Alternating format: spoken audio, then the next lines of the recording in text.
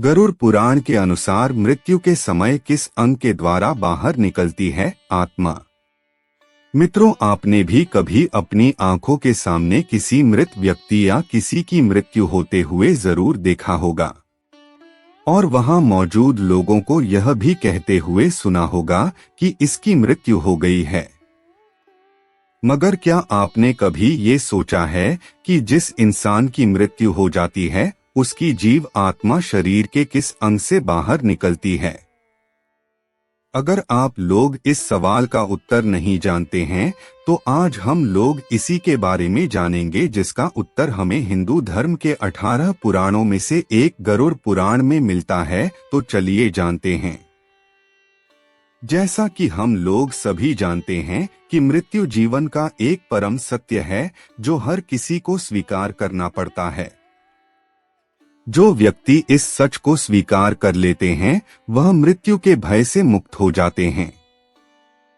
गरुड़ पुराण के 9वें अध्याय में वर्णित कथा के अनुसार मनुष्य के मुख, दोनों नेत्र, दोनों नाक के छिद्र, दोनों कान, यह 7 द्वारों के छिद्र ऐसे बताए गए हैं जिनमें पुण्य आत्माओं के प्राण निकलते हैं।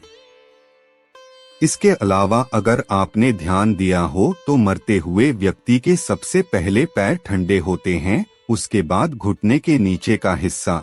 ऐसे करते करते धीरे धीरे उस व्यक्ति का पूरा शरीर ठंडा पड़ने लगता है, मानो जैसे ऊर्जा सिमट रही हो और अंततः यह संपूर्ण चेतना सिमटी हुई एक चक्र पर आकर एकत्रित हो जाती है, जिस चक्र पर आप सबसे ज्यादा जीवन व्यतीत किए हैं। जैसे कि ध्यान करने वाले मनुष्यों की ऊर्जा यानी कि उसके प्राण मुख्य रूप से ज्ञान चक्र से निकलते हैं, और इसके विपरीत जो लोग अपनी पूरी जिंदगी ध्यान से दूर रहे हैं, जिन्होंने अपना संपूर्ण जीवन खानपान एवं सांसारिक सुख में जिए हैं, ऐसे मनुष्य की प्राण मणिपुर चक्र से निकलते हैं।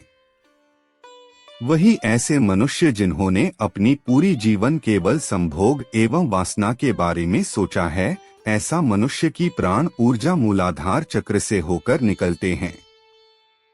इसी के साथ जिन मनुष्य का जीवन ज्ञान एवं विकास को अर्जित करने में बीता हो, ऐसे मनुष्यों की ऊर्जा गला चक्र एवं विशुद्ध चक्र से होकर निकलते हैं। ऐसे ही जो मनुष्य अपने अंतिम समय में अपने गुरु या इष्ट देव को याद करते हुए प्राण त्यागते हैं, उनकी ऊर्जा आंखों से निकलती है। और अंत में वह मनुष्य आते हैं जिनकी ऊर्जा सहस्त्रार चक्र से होकर निकलती है। ऐसे मनुष्य को बहुत ही भाग्यशाली माना जाता है, क्योंकि इस चक्र से होकर जिस मनुष्य के प्राण निकलते हैं वह सीधा मोक्ष को प्राप्त होते हैं। फिर उस मनुष्य का किसी काल में ना तो जन्म होता है ना ही मृत्यु। गरुड़ पुराण में प्राण त्यागने के विषय में और भी कई बातों का उल्लेख मिलता है, जिसमें यह बताया गया है कि मनुष्य को प्राण त्यागने के समय अन्न एवं जल का त्याग कर देना चाहिए, और यदि वह विरक्त आसक्ति रहित द्विजन्मा हो तो उसे आतुर संन्यास लेना चाहिए। आतुर संन्यास से अभिप्राय है एक ऐसा संन्यास जो सांसारिक दुखों से छूटने के लिए जल्दी ग्रहण किया जाता है।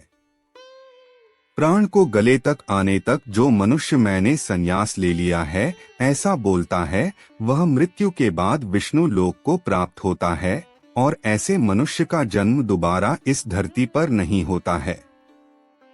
जो व्यक्ति मृत्यु से पूर्व कथित सभी कार्य कर लेता है, मृत्यु के समय ऐसे व्यक्ति के प्राण ऊपर के छिद्र से निकलते हैं। साथ ही योगियों के संदर्भ में गरुड़ पुराण में बताया गया है, योगियों के प्राण तालुरंध्र से निकलते हैं। मानव शरीर 5 भूतों से मिलकर बना हुआ है, जो इस प्रकार है: धरती, आकाश, अग्नि, वायु, जल। मृत्यु के पश्चात यह शरीर का दाह संस्कार होने के बाद इन्हीं 5 तत्वों में मिल जाते हैं, और शरीर में उपस्थित आत्मा उस परमात्मा का अंश होता है, जो अपने कर्मों के अनुसार कुछ परमात्मा को प्राप्त कर लेते हैं और कुछ अपने कर्मों के अनुसार जन्म मृत्यु के चक्र को पुनः प्राप्त हो जाते हैं।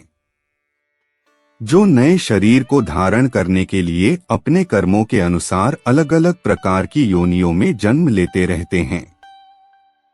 दोस्तों, प्रस्तुति अच्छी लगी तो वीडियो को लाइक और शेयर करें, साथ ही चैनल को सब्सक्राइब करना मत भूलिएगा। धन्यवाद।